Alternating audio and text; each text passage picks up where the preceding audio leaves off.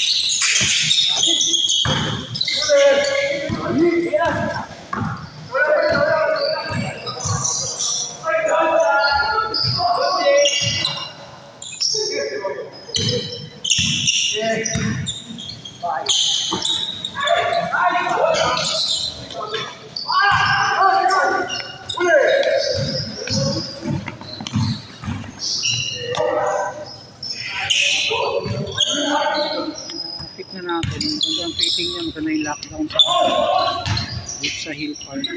Tapos hindi pa siya spiky para try natin kung magaya siya ng ng Taiwan na spiky sa unang sauce.